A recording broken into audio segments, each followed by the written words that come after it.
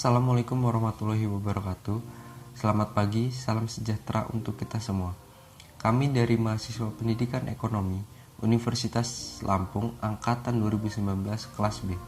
Dalam video kali ini, kami akan menjelaskan tentang konsep dasar hipotesis mata kuliah Statistika Ekonomi dengan dosen pengampu Bapak Dr. Andes Teddy Rusman MSI dan Ibu Widya Hestining Tias SPD MPD.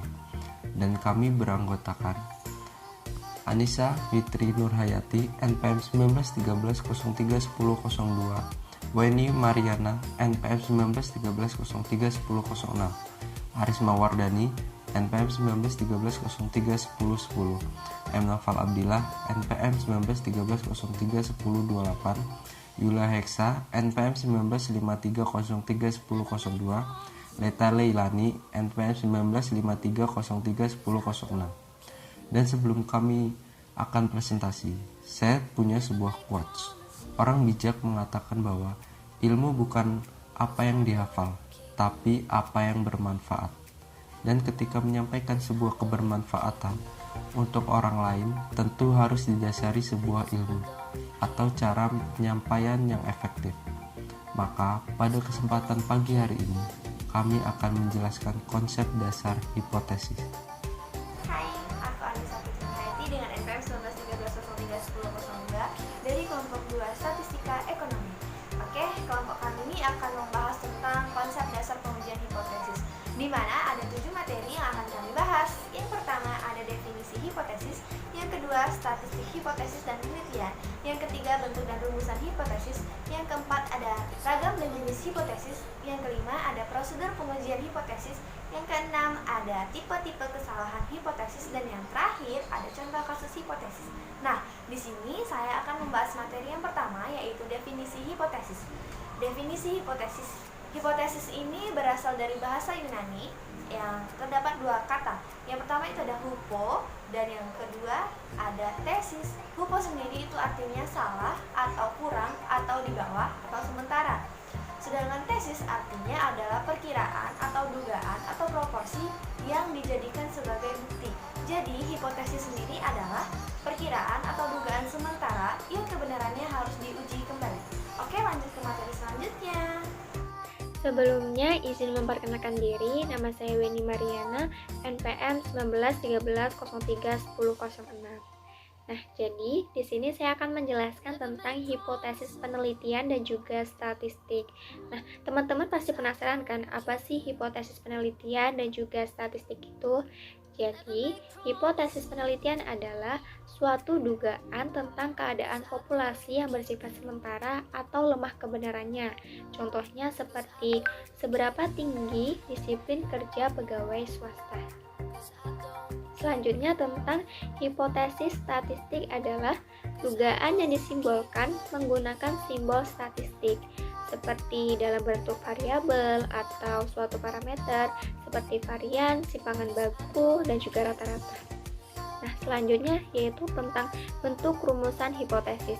Nah, yang pertama itu adalah hipotesis deskriptif, yaitu dugaan terhadap nilai satu variabel dalam satu sampel walaupun di dalamnya bisa terdapat beberapa kategori. Contohnya seperti suatu bimbingan pembelajaran menyatakan bahwa siswa yang dibimbingnya di tempat ini paling sedikit 50% yang diterima di perguruan tinggi negeri. Izin memperkenalkan diri, nama Arisma Wardani, NPM 1913031010. Di sini saya akan melanjutkan materi dari saudari Weni. Selanjutnya, hipotesis yang kedua yaitu ada hipotesis komparatif, merupakan pernyataan dugaan terhadap perbandingan nilai variabel satu variabel atau lebih pada sampel yang berbeda. Contohnya, apakah ada perbedaan konsentrasi belajar antara siswa kelas 10, 11, dan 12 SMA? Rumusan hipotesisnya, tidak terdapat perbedaan antara konsentrasi belajar siswa SMA kelas 10, 11, dan 12. Kemudian yang ketiga, ada hipotesis hubungan. Nah, hipotesis hubungan ini merupakan pernyataan yang menunjukkan dugaan terhadap hubungan nyata dua variabel atau lebih. Contohnya, pada rumusan masalah, apakah hubungan antara pendapatan dan dengan perilaku konsumtif? Rumusan dan hipotesis nolnya, tidak ada hubungan antara tingkat pendapatan dengan perilaku konsumtif. Nah, dalam hal ini hipotesis statistiknya akan HO banding P sama dengan 0. Kemudian HA-nya banding P tidak sama dengan 0. P ini merupakan simbol yang menunjukkan kuatnya suatu hubungan.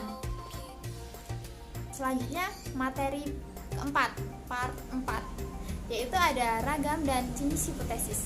Dalam ragam dan jenis hipotesis ini dibedakan menjadi 3. Yang pertama ada hipotesis menurut parameternya, hipotesis menurut jumlah sampelnya, dan hipotesis menurut jenis distribusinya. Sekian dari saya, materi selanjutnya akan disampaikan oleh teman saya. Selanjutnya, saya Yulia Eksa Kurnia, NPM 1953031002, akan melanjutkan penjelasan materi mengenai prosedur pengujian hipotesis. Untuk membuktikan pernyataan kita di dalam hipotesis, diperlukan adanya pengujian hipotesis. Pengujian hipotesis merupakan sebuah prosedur di mana ada 5 urutan di dalamnya. Yang pertama, membuat pernyataan hipotesis. Hipotesis terbagi menjadi 2, yaitu hipotesis 0 atau H0 dan hipotesis alternatif atau HA, dan di beberapa buku disebut sebagai HI. Hipotesis 0 adalah formulasi pernyataan yang diujikan kebenarannya, sedangkan HA atau HI adalah kebalikan dari H0.